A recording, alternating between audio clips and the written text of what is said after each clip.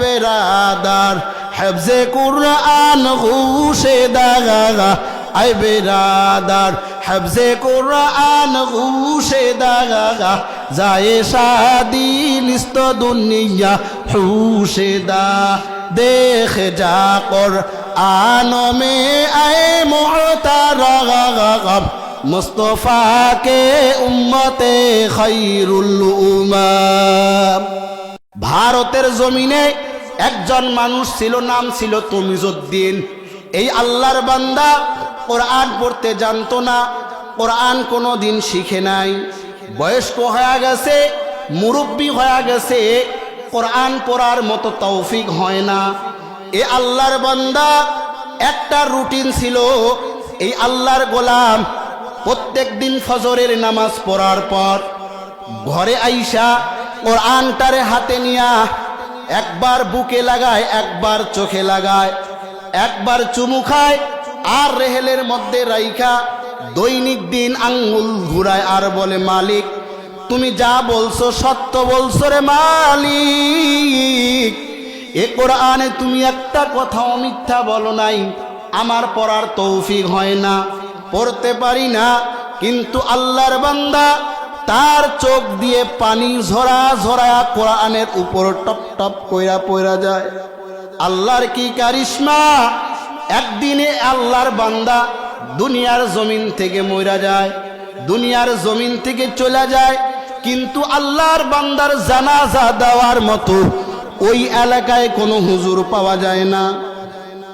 বাড়ির মানুষেরা রাস্তায় দীর্ঘক্ষণ দাঁড়িয়ে থাকার পর দেখে একজন মৌলবী রাস্তা দিয়ে সাইকেল মাইরা চলে যায়। ডাক দাও মৌলবী সাহেব, আমাদের বাবা মারা গেছে, একটু জানাজা দিয়া যান, কবরে নামায়া যান। আমাদের এলাকায় একজন মানুষও নাই যে আমার বাবার জানাজা দিয়ে কবরে রাখবে। আল্লাহর বান্দা এবার সাইকেল থেকে নাইমা লাশটারে ভালো করে গোসল দিয়ে দেয়। আল্লাহর বান্দার ইমামতিতে জানাজার নামাজ সম্পূর্ণ হয়ে যায়। লাশটারে নিয়া কবরের জমিনে নামায়া দেয়। আল্লাহর বান্দা সব কাজ সম্পূর্ণ করার পরে কবরস্থ করে আল্লাহর বান্দা সাইকেল নিয়ে অফিসে চলে যায়। অফিসে যাওয়ার পর আল্লাহর বান্দা দেখলেন তার পকেটের মধ্যে একটা গুরুত্বপূর্ণ কাগজ ছিল। এই কাগজটা আর পাইতেছে না, যেই কাগজটা প্লেস না করলে চাকরি থাকবে না। আল্লাহর বান্দা আবার ফিরে আইসা পুরা রাস্তা খুঁজে, কিন্তু কাগজ কোথাও পাওয়া যায় না। আল্লাহর ওলি এবার কবরের নিকটে যে ঘুরতে থাকে আর কাগজ তালাশ করতে থাকে, পাওয়া যায় না। কিন্তু আল্লাহর বান্দার ইয়াকিন হয়ে গেছে, আমি যখন কবরে নামছিলাম তখনই আমার পকেট থেকে কাগজটা পড়ে গেছে। আল্লাহর বান্দা মৃত ব্যক্তির ওয়ারিসদের কাছে গিয়া বলে, ভাই আপনার বাবার লাশটার কবরটা আমি একটু খনন করব। কেন? বলে আমার পকেটে একটা কাগজ ছিল, কাগজটা পড়ে গেছে। এলাকার মানুষরা বলল, এখনো সময় দীর্ঘায়িত হয় নাই, লাশ ফাটে নাই, ফুটে নাই, অতএব কবর খনন করে দেখা যাইতে পারে কাগজটা আছে কিনা। আল্লাহর বান্দা এবার কবরের এক পাশ থেকে খনন করা শুরু করলো। কবর খনন করে বাঁশগুলি সরানো শুরু করলো।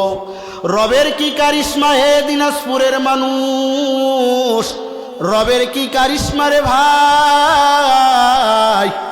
পুরা কবরটা জান্নাতের বাগান হয়ে গেছে। কবর আর কবর নাই, কবর থেকে জান্নাতের ঘ্রাণ আসা শুরু হয়ে গেছে।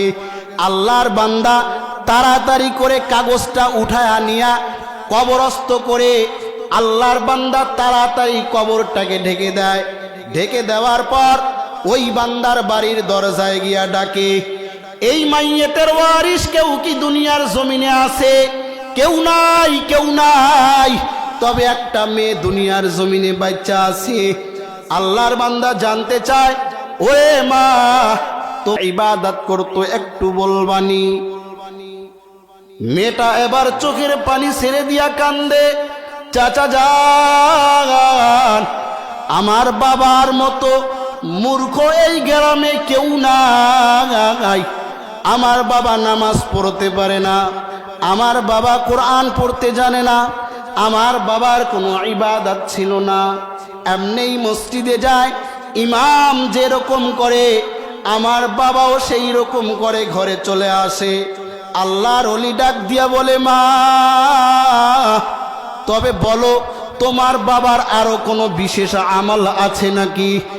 মেয়েটা ডাক দিয়া বলে, চাচা যান, আমার বাবার বিশেষ কোনো আমল নাই, তবে আমার বাবাকে দেখছি ফজরের নামাজের পরে বাবা দৈনিক দিন মসজিদে এসে মসজিদ থেকে বাড়িতে আসার পর বাবা ওই যে ঘরের কর্নারে একটা বই উঠানো আছে, এই বইটারে নিয়া মুখে লাগাইতো, বাবায় চুমু দিত, বাবায় চোখে লাগাইতো, বাবা একবার মাথায় রাখতো, বাবা একবার বুকের সঙ্গে রাখতো।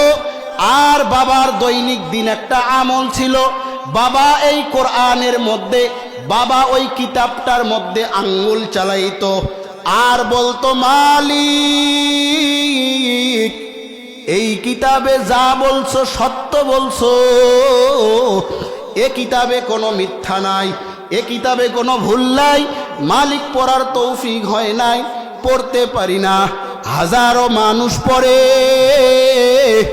মসজিদের ইমামে তেলাওয়াত করে, মালিক ইমামের পিছনে দাঁড়াইয়া কান্দি, কিন্তু এ কিতাব পড়ার তৌফিক হয় না। ও মালিক আমার, এই কিতাবে যা বলছো সত্য বলছো, মিথ্যা বলো নাই। তোমার কিতাব মিথ্যা নয়, তোমার কিতাব বড় সত্য। বাবা শুধু ফজরের পরে এই রকম করে ঘরের মধ্যে একা একা বলতে থাকতো। আল্লাহর ওলি ডাক দিয়া বলে, বেটি দেখি ওই কর্নারের কিতাবটা কি, ওই বইটা কি একটু দেখালই।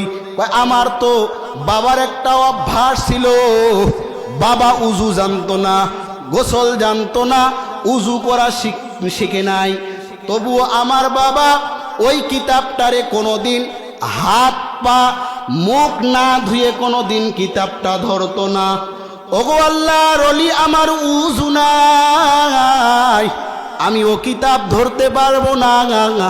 আল্লাহর ওলি নিজে গিয়ে তখতা থেকে কিতাবটা খুইলা দেখে, আল্লাহর বান্দা কোরআন নিয়ে নিজে নিজে প্রত্যেক দিন এইভাবে কথা বলতো। এরে দিনাজপুরের মানুষ, আল্লাহর বান্দা কোরআন জানে নাই, কোরআন পড়া শিখে নাই, কোরআন পড়তে পারে নাই, তবে আল্লাহর বান্দার একটা মহাব্বত ছিল, কোরআনটারে নিয়া দৈনিক দিন বুকে লাগাইছে, চোখে লাগাইছে, মাথার উপরে রাখছে, পড়তে পারে নাই, তবে একা একা বলছে, মালিক তুমি যা বলছো সত্য বলছো, মিথ্যা বলতে পারো না, এ কোরআনে মিথ্যা নাই। আল্লাহর ওলি ডাক দিয়া বলে, বেটি রে, আল্লাহ তাআলা এই উসিলায় তোমার বাবার কবরটাকে জান্নাত বানায়া দেয়। আয় বেরাদার, হেফজে কুরআন হুশে দাগা, আয় বেরাদার, হেফজে কুরআন হুশে দাগা, যায় শাদি নিস্ত দুনিয়া হুশে দা, দেখ যা কুরআন মে আয়ে মুহতারাম, মুস্তফা के उम्मते खैरुल उम्मा।